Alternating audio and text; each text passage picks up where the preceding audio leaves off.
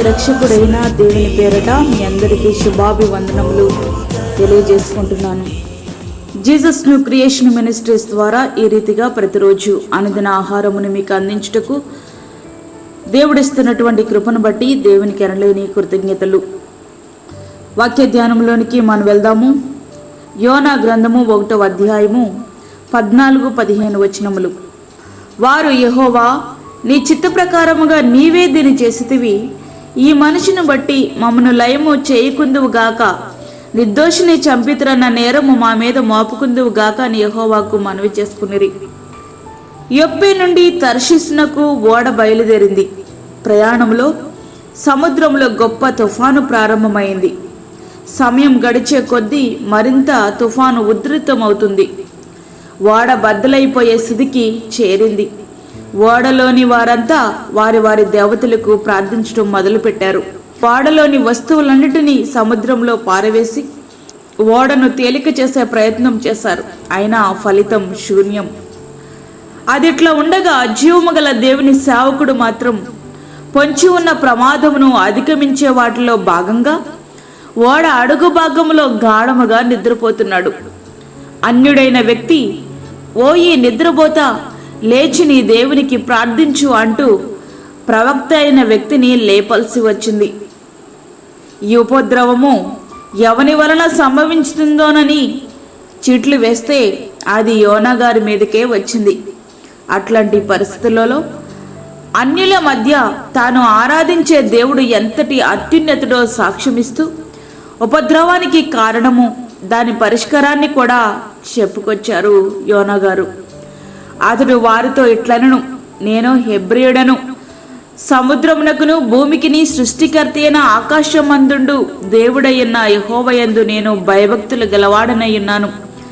తాను యెహోవా సన్నిధిలో నుండి పారిపోతున్నట్టు అతడు ఆ మనుషులకు తెలియచేసి ఉండెను గనుక వారు ఆ సంగతి తెలుసుకుని మరింత భయపడి, నీవు చేసిన పని ఏమని ఆయనను అడిగిరి.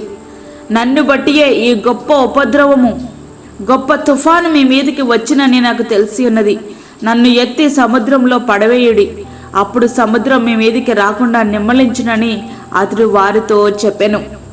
ఆ వాడ యాజమాన్యం వారు అయినప్పటికీ యోనను సముద్రంలోనికి పడవేయకుండా ఓడను దరికి చేర్చడానికి వారు చేయాల్సిన ప్రయత్నం అంతా చేసేశారు.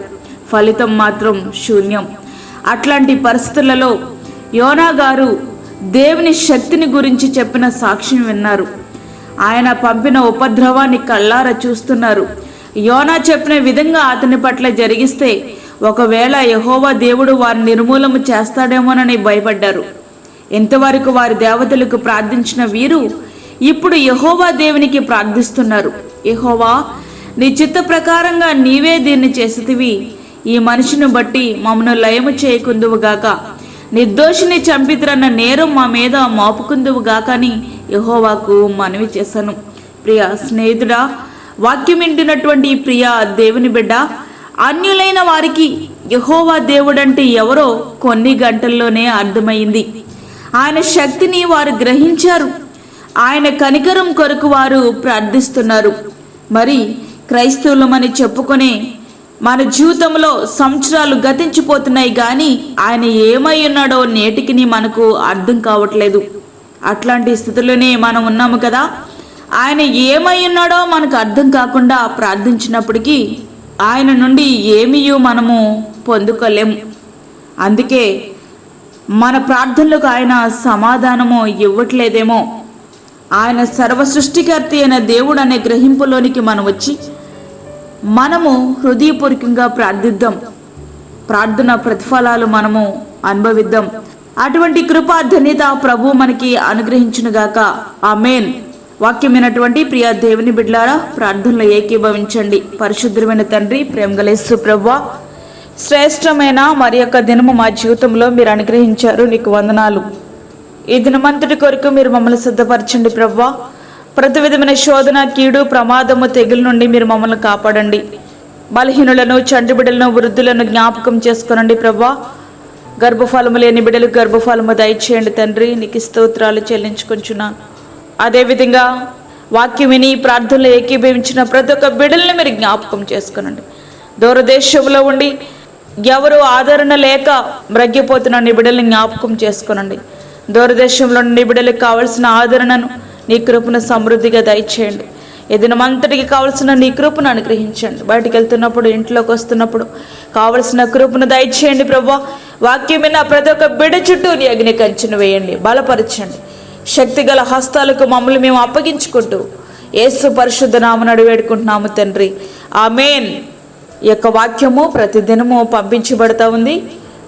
ఎవరికైనా ఈ వర్తమానంలో రానట్లయితే మీరు మమ్మలను సంప్రదించగలరు. మీ ప్రార్థన అవసరతలు మాకు తెలియచేయండి.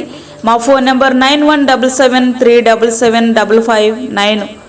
దేవుడు మిమ్మును మీ కుటుంబమును దీవించునుగాక. ఆమేన్.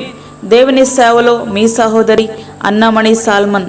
మరిన్ని వీడియోస్ కొరకు మా ఛానల్ని సబ్స్క్రైబ్ చేయండి, షేర్ చేయండి, లైక్ చేయండి. దేవుడు మిమ్మల్ని దీవించునుగాక. ఆమేన్.